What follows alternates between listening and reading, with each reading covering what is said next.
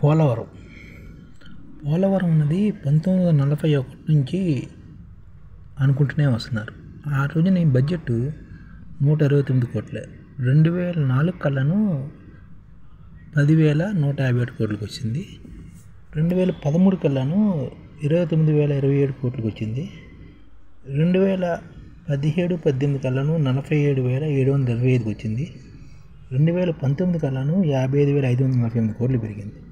ప్రస్తుతం పోలవరం ఏ పరిస్థితిలో ఉందంటే, గతంలో 74% అయితే ప్రస్తుతం ఇబ్బందులు, డ్యాములు పాడైపోవడం వల్ల, కాపర్ డ్యాములు దెబ్బతినడం వల్ల ఎన్ని కలిపి రివర్స్కి వచ్చింది. అంటే దాని గురించి ఒకసారి మనం చూద్దాం ఏ విధంగా ఉందన్నది. ఇప్పుడు ప్రస్తుతం 31/5/2021 నాటికి పోలవరం యొక్క ప్రస్తుత పరిస్థితి ఎలా ఉందంటే, హెడ్ వర్క్స్ అనేది 72% కంప్లీట్ అయిపోయింది. 72.63% కంప్లీట్ అయిపోయింది. రైట్ మెయిన్ కెనాలు 92.75% కంప్లీట్ అయిపోయింది. లెఫ్ట్ మెయిన్ కెనాలు 73.07% కంప్లీట్ అయిపోయింది. భూసేకరణ పునరావాసం 22.55% అయింది. మొత్తంగా ప్రాజెక్టులు అన్ని కలుపులు చూస్తే 49.79 మాత్రమే పూర్తయింది.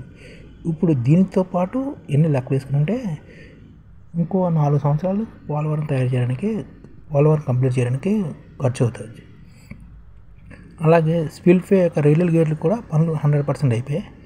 ఎగువ కాపర్ 2 డ్యాములు కూడా 90% అయిపోయాయి. ఎర్త్కమ్ రాక్ఫెల్లర్ డ్యాములు అయిపోయింది, కానీ గ్యాప్లు వచ్చి అది మొత్తం కొట్టిపోయి రెండోసారి నిర్మించవలసి వస్తుంది. గ్యాప్ వన్లోని డయాఫ్రమ్ వాల్ పూర్తిగా దెబ్బతింది. ఇప్పుడు నేలను గట్టిపరిచే పనులు జరుగుతుంది అన్నమాట. గ్యాప్ 2లో కూడాను నేలను గట్టిపరిచే పనులు జరుగుతున్నాయి. 3వ గ్యాప్లోని కాంక్రీట్ డ్యామ్ పనులు జరుగుతున్నాయి అన్నమాట. స్పిల్వే ఛానల్ 88% కంప్లీట్ అయిపోయింది. అప్రోచ్ ఛానల్ ఏమో 79% కంప్లీట్ అయిపోయింది. పైలట్ ఛానల్ ఏమో 48% కంప్లీట్ అయింది అన్నమాట. ఇప్పుడు అలాగే గత ప్రభుత్వం 2017-18 లెక్కల ప్రకారం 47,325 కోట్లు అవుతే, కేంద్ర ప్రభుత్వం నుంచి వచ్చిన నిధులు 15,146 కోట్లు. అంటే ఇప్పటి వరకు, అంటే 2022 వరకు మొత్తం చేసిన ఖర్చు 21,492 కోట్లు మాత్రం ఖర్చు చేసాం. జాతీయ హోదా రాకముందు రాష్ట్ర ప్రభుత్వం చేసిన ఖర్చు 4,730 కోట్లు అయితే, వచ్చాక ఈ పోలవరం ప్రాజెక్టుపై చేసిన ఖర్చు 16,767 కోట్లు. ఇప్పుడు ప్రాజెక్టు వ్యయం కూడా బాగా పెరిగిపోయింది.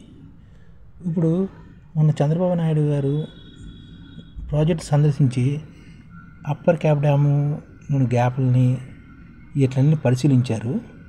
ఇవన్నీ 2020 వచ్చిన భారీ వరదలతోటి అప్పర్ లోయర్ కాపర్ డ్యాముల మధ్య భారీ ఆఘాతాలు ఏర్పడ్డాయన్నమాట. ఇక్కడ ఓట నీరు వచ్చింది. రాక్ఫెల్ డ్యాము మళ్ళీ రెండోసారి తెగవలసి వస్తుందన్నమాట. భారీ వరదల కారణంగా ఈ డయాఫ్రమ్ వద్ద పనులు కూడా నిలిచిపోయాయి. 136 మీటర్ల పొడవున్న గ్యాప్ 2 డీవాలు 45 మీటర్ల వరకు దెబ్బతింది. 136 మీటర్లలో 4 రిచ్ల్లో ఈ డయాఫ్రమ్ వాళ్ళు దెబ్బతింది అనమాట. గైడ్ బండ్ కూడా అది కూడా దెబ్బతింది. వీటన్నిటిని 26 స్పిల్వే గేట్ నుంచి చూశారు డ్యామ్ని. ఇది ఎప్పుడు పూర్తవుతుంది అనేది చాలా ఇబ్బందికరంగా ఉంది. ప్లస్ పోలవరంని 5 ఏళ్ళలోని జగన్ ప్రభుత్వం చేసింది 4.57%. జగన్ ప్రభుత్వం మొత్తంగా ప్రాజెక్ట్ నిర్మాణం 75.77% అయిందని లెక్క చెప్తున్నాయి. కానీ డయాఫ్రమ్ వాళ్ళు 2020 వరదల్లో ధ్వంసమైన కారణంగా ఇప్పుడు కొత్తగా నిర్మించడానికి 1000 కోట్లు 457 రోజులు సమయం పడుతుంది. అదే డయాఫ్రమ్ వాళ్ళకి మరమ్మతులు చేయాలంటే 447 కోట్లు 288 రోజులు పడుతుంది. ఇప్పుడు సేపేజ్ అంటే ఓట నీరు ఎక్కువగా ఉండడం వల్ల ఇక్కడ కొద్దిగా ఇబ్బందిగా ఉంది. 2020 ముందు వరకు ప్రధాన డ్యామ్ అనేది బేసిక్గా ఉండింది. ఈ ఎగువ కాపర్ డ్యామ్ జగన్ సర్కారు సకాలంలో పోర్చిన కారణంగా పెద్ద పెద్ద అఘాతాలు ఏర్పడ్డాయి. ఈ భారీ వరదల వల్ల ఈ గ్యాప్ నెంబర్ 1 వల్ల 35 మీటర్ల లోతున ఇసుక, గ్యాప్ 2 వద్ద 26 మీటర్ల లోతున ఇసుక కొట్టుకుపోయిందని ప్రధాన ఛానళ్ళు డ్యామ్ యొక్క ఛానల్ 40 మీటర్ల నుండి 390 మీటర్ల వరకు దాదాపుగా 300 మీటర్ల వరకు, మరో చోట 46 మీటర్ల వరకు ఇసుక కోతకు గురైందని, అక్కడ భారీ అగాధాలు ఏర్పడ్డాయని చెప్తున్నారు. కాపర్ డ్యామ్ వద్ద 250 మీటర్లు 250 మీటర్ల మేర, ఇంకో దగ్గర 36.5 మీటర్ల వరకు అగాధాలు ఏర్పడ్డాయట. ఇక్కడ ఇసుక నింపేందుకు ఇప్పటికే 2200 కోట్లు ఖర్చు చేశారు, ఇంకా ఖర్చు చేయవలసింది. ఇప్పుడు అలాగే శిల్పే రక్షణకు 80 కోట్లతో గైడ్ బండ్ని కూడా నిర్మాణం చేయాలి, అది కూడా ధ్వంసమైంది. ఇవన్నీ తీసేస్తే గతంలో 75% అయిన పని ఇప్పుడు 55%కే తిరిగి వచ్చినట్టు. అంటే ప్రాజెక్టుకు వరదలకు వదిలేయడంతో మన పురోగతి వెనక్కి వచ్చింది అనమాట. ఇది 2020లోనే పూర్తి అవ్వాల్సింది, కానీ ప్రస్తుతం 2028కి పోస్ట్పోన్ అయింది. అంటే మనం కొన్ని రాజకీయ కారణాల వల్ల మనం సరిగ్గా పనిచేయకపోవడం వల్ల ఈ దుస్థితి ఏర్పడ్డది. ఈ విధంగా పోలవరం ఇంకా చెప్పుకుంటూ పోవాలంటే చాలా నోట్స్ ఉంది. అండ్ పోలవరం కంప్లీట్ చేయాలంటే చిత్తశుద్ధితో చేయవలసింది, దీనికి ఖర్చు అవుతుంది. ఇది పోలవరం చేసామనుకో కొంతవరకు న్యాయం జరుగుతుంది.